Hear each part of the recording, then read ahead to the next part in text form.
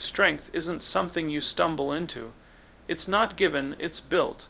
And it's built not when life is easy, but when it's inconvenient, uncomfortable, and uncertain. The truth is, strength isn't loud. It doesn't announce itself with bravado or posture. Real strength is quiet, steady, and deeply rooted. It shows up when things fall apart and whispers, "We're not done yet." Strength doesn't come from ease.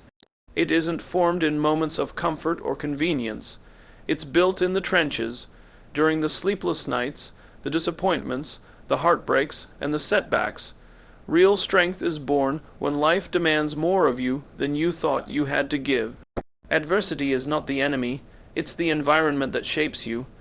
It's the fire that forges the steel in your spirit. Comfort zones might feel safe, but they rarely allow you to grow. Within comfort, you repeat patterns, avoid challenges, and seek familiarity. But nothing extraordinary grows in that space. Growth demands discomfort. Strength is built when you keep moving forward despite fear, doubt, or uncertainty. It's choosing to show up when quitting would be easier. It's facing the pain instead of numbing it. And it's doing the hard thing not once, but over and over again until it becomes who you are. Adversity teaches you things success never can. It shows you what you're made of. It peels away the layers of pretense and exposes your true character. In those moments of hardship, you discover resilience. You learn how to stand when everything is shaking. You understand that failure doesn't define you. Your response to it does. You realize that you can survive more than you thought, endure more than you believed, and rise again after each fall. Every trial is a test, but it's also a teacher. Struggles push you to grow mentally, emotionally, and spiritually. They force you to dig deeper, to search within, and to find strength you didn't know existed. You become resourceful. You become adaptable. You develop grit. These qualities cannot be downloaded, inherited, or given. They are earned through pain, through persistence, through perseverance. It's in adversity that your values are solidified. When everything is stripped away, what remains is what truly matters. You begin to understand who you are without the noise, without the applause, and without the external validation. This self-awareness is strength. It allows you to lead yourself with clarity, no matter what life throws at you. Iron sharpens iron, and pressure refines purpose. The challenges you face are not meant to destroy you, but to develop you. If you run from adversity, you run from growth. If you embrace it, you evolve. You become someone who doesn't just survive hardship, but uses it as fuel. You learn that discomfort is not something to fear, it's something to lean into. Because on the other side of discomfort is the person you are becoming. Strength is also quiet. It doesn't always roar. Sometimes it's the small, steady voice that says, "Try again tomorrow." It's the decision to love when bitterness seems easier. It's choosing faith when fear whispers louder. It's the quiet commitment to becoming better, not just bitter. The truth is, you may not always get to choose your circumstances, but you always choose who you become in response to them. And that choice, day after day, is what builds real strength. The kind of strength that can't be shaken, the kind that carries others, the kind that turns pain into purpose. So when life is hard, don't wish it away, don't run from the weight. Lift it, let it build you. Let it prepare you, let it reveal to you the depth of your own power, because the strength you build in adversity will serve you far beyond the moment. It will shape the person you were always meant to become. Life is full of unpredictable twists, unforeseen losses, and moments of deep struggle. While you may not be able to control everything that happens, you always have the power to control how you respond. And in that response lies the foundation of your resilience. Resilience isn't just about bouncing back. It's about how you rise, how you adapt, and how you grow stronger through everything that tries to break you. Your response is not a reaction. It's a decision, and every decision you make in the face of adversity builds or breaks the resilience within you. When life hits hard, it's easy to fall into patterns of blame, self-pity, or avoidance. But none of those responses lead to growth. What they do is rob you of your strength and clarity. True resilience begins when you choose to pause, breathe, and respond with intention rather than emotion. It's the conscious choice to face reality head on, no matter how uncomfortable or painful, and to find a path forward instead of getting stuck in the setback. Your resilience is tested not in the easy times, but in the moments when you're uncertain, overwhelmed, or emotionally exhausted. It's tested when things don't go your way, when people disappoint you, or when plans fall apart. The way you respond in those moments is your training ground. Do you get bitter or do you get better? Do you retreat or do you reframe? Each time you choose growth over retreat, you expand your resilience. Your response is shaped by your perspective. If you believe that challenges are opportunities in disguise, you'll approach them with curiosity instead of fear. If you see failures as part of the journey rather than the end of it, you'll be less likely to quit. That shift in mindset doesn't make the pain disappear, but it does make you stronger. It builds an internal foundation that can withstand the weight of external chaos. Every time you choose responsibility over resentment, courage over comfort, and learning over complaining, you're building mental toughness. It's not about pretending to be okay when you're not. It's about acknowledging your reality and still choosing to move forward. It's choosing to see the lesson when all you want to feel is the loss. That's where true emotional resilience lives, not in the absence of pain, but in the power to navigate it with wisdom and intention. Your response also shapes how others experience you. When you lead yourself well, especially during adversity, you become a source of stability and hope to others. Your calm in the storm gives others permission to stay grounded. Your belief in growth inspires others to find meaning in their own challenges. Resilience is contagious, and your response can light the way for someone else who might be struggling. Resilience isn't something you're born with. It's something you cultivate decision by decision, response by response. It's built through practice, daily, hourly, moment by moment. It's not about being unshakable, but about choosing to get back up each time you fall.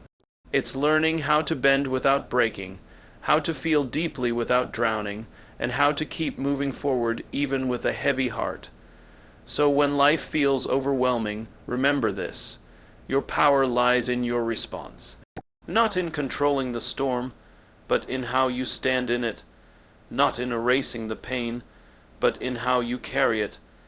Every challenge is an invitation to rise, and every response is a brick in the foundation of your strength. Your resilience is not defined by what happens to you, but by how you respond, and that response is always your choice. Letting go of control can feel like weakness. It can feel like surrendering to uncertainty, like giving up authority over your own life.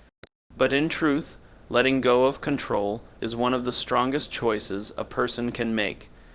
It requires courage to loosen your grip, to release expectations, and to trust something greater than your ability to plan or force an outcome. Strength is not always in holding on. Often, it's in knowing when and how to let go. Trying to control everything is exhausting. It's an illusion that drains your energy and distracts you from what truly matters. You can't control how people treat you, how circumstances unfold, or what challenges arise. And when you try, you create unnecessary tension, anxiety, and frustration. Control becomes a prison disguised as protection. It limits your ability to grow, to adapt, and to experience life as it is rather than how you think it should be. Letting go doesn't mean apathy. It doesn't mean giving up or being careless. It means choosing trust over fear. It means you stop micromanaging life and start focusing on what you can actually influence. Your mindset, your actions, your attitude. You take responsibility for your effort, not the outcome. That's where your real power lies.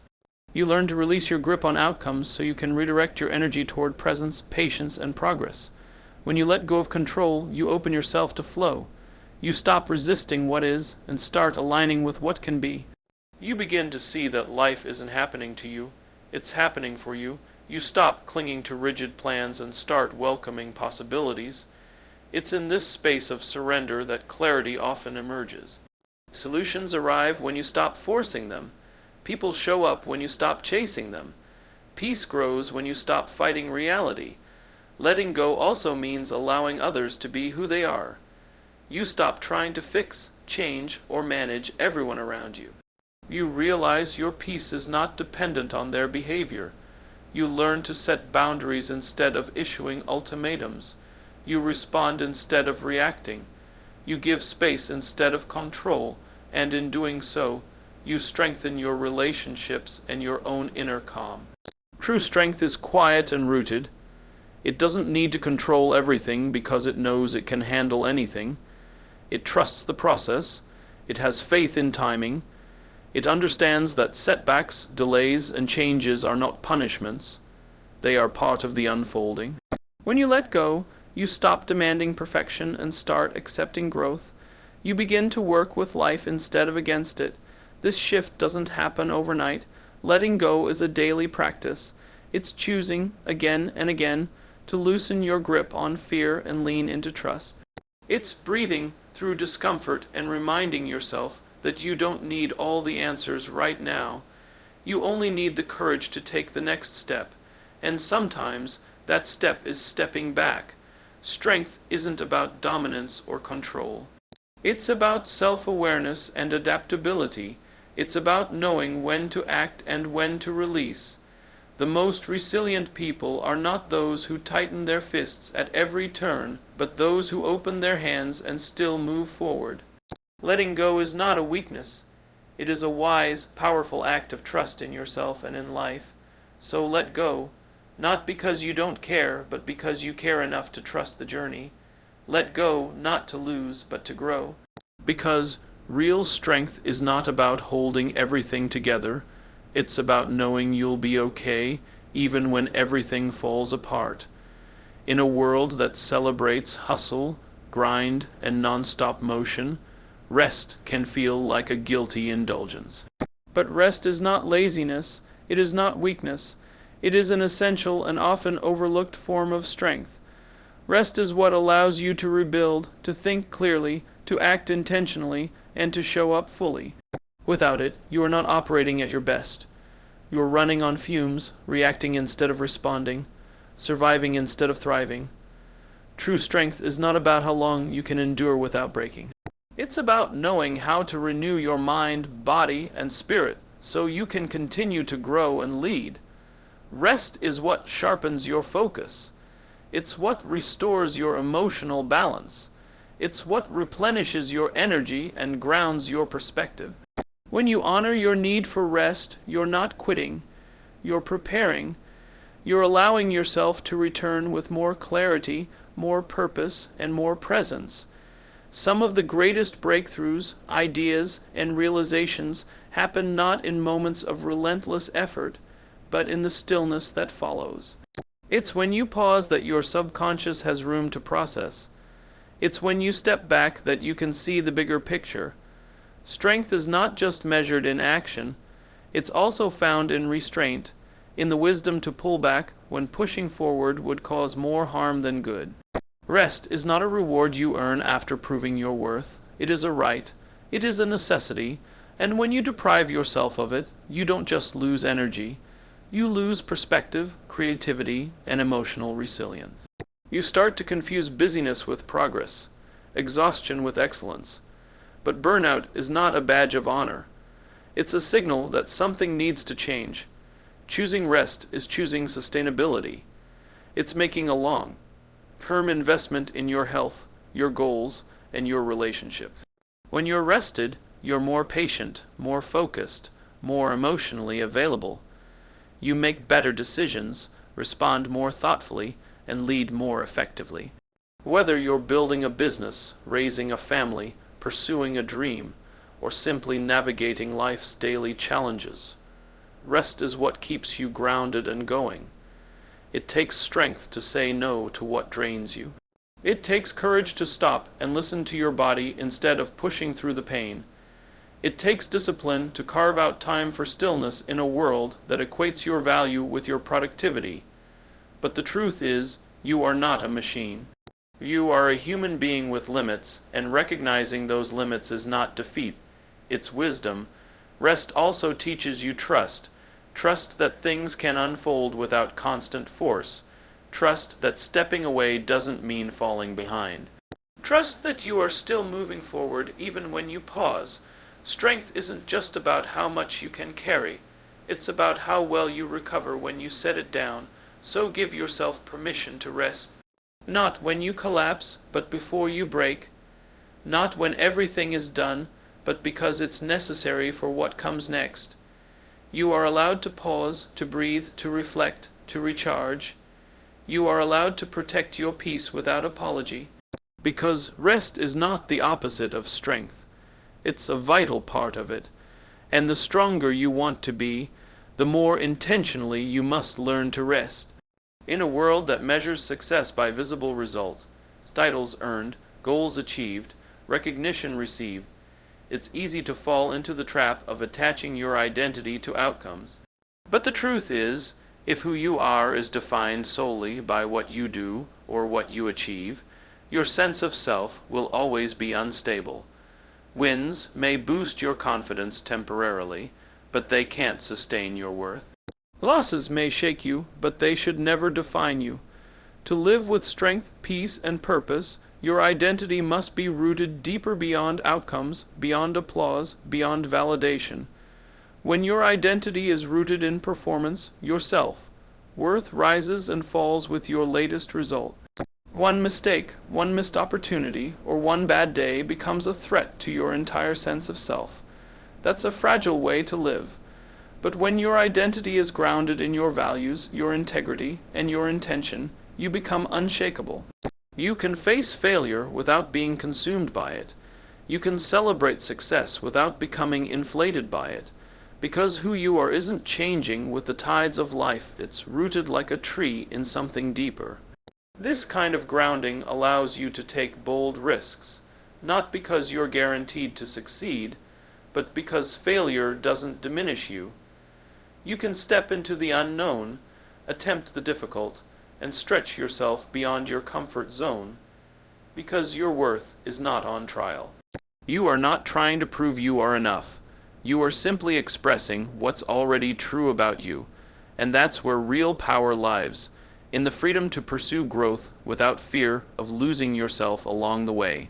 Anchoring your identity beyond outcomes also protects your peace. If your sense of self depends on constant external achievement, you'll live in a state of chronic anxiety, always trying to earn your own acceptance. But when your identity is stable, your actions flow from wholeness, not from scarcity. You stop living in reaction to the world's metrics and start living in alignment with your own truth. This is not a call to lower your standards or stop striving. It's a reminder to shift your foundation. Excellence matters, growth matters, vision matters, but none of it should come at the cost of your self-respect, your authenticity, or your inner stability. When you do the work of rooting your identity in who you are, your character, your purpose, your inner convictions, then you bring more to everything you do. You show up stronger, more creative, more resilient. Your purpose cannot just be a pursuit of outcomes. It must be a reflection of who you are becoming, and that journey doesn't start with results. It starts with identity. Ask yourself, who am I when the scoreboard isn't in my favor? Who am I when no one is watching? Who am I when I strip away the titles, the applause, the expectations? That's the place from which your greatest work will emerge. Outcomes are temporary, seasons change. Sometimes you're winning, sometimes you're rebuilding, but if your foundation is strong, you remain grounded through it all. And that's the kind of person who creates lasting impact, not because they always win, but because they remain true, steady, and intentional no matter what. So root yourself deeply. Let your actions flow from clarity, not comparison. Let your drive be fueled by purpose, not pressure. Let your worth be non-negotiable, not dependent. Because when your identity is grounded beyond outcomes, you stop chasing validation and start living with unshakable confidence and peace. And that's where real transformation begins. Courage often wears an unexpected face.